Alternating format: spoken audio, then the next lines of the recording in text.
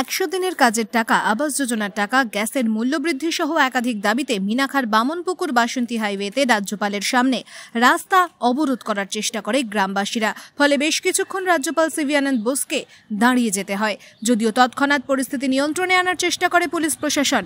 এক কথায় বলাই যায়, বিভিন্ন দাবি দাওয়া নিয়ে মিনাখায় বাসন্তী হাইওয়ে অবরোধ করার চেষ্টা করে একেবারে রাজ্যপালের সামনেই।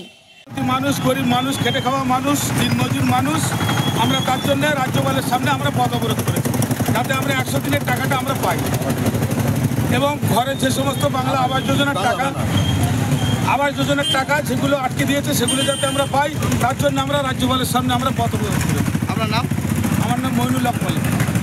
আমরা মূলত আজকে যে কেন্দ্র সরকার 100 দিনে যে টাকা দিচ্ছে না এবং আবাস যোজনায় যে টাকা দিচ্ছে না, দীর্ঘদিন মানুষ বঞ্চিত, তার জন্য আমরা রাজ্যপালকে জানাবার জন্যে আমরা আজকে পথে নেমেছি।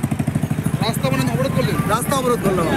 আমাদের দাবিগুলো কি? আমাদের দাবিগুলো হচ্ছে আমরা ন্যায্য কাজ করেছি, আমাদের ন্যায্য টাকাটা কেন্দ্র সরকার আমাদেরকে দিয়ে দিক। আর কি দাবি? আর দাবি হচ্ছে ঘর, আবাস যোজনার যে ঘর, সেই ঘরে আমাদের নাম আছে, সেই অথচ আমরা দীর্ঘদিন ধরে আমরা পাইনি। কেন্দ্র সরকার এটা আটকে রেখেছে। আপনার নাম? আমার নাম নিজামুদ্দিন আহমেদ।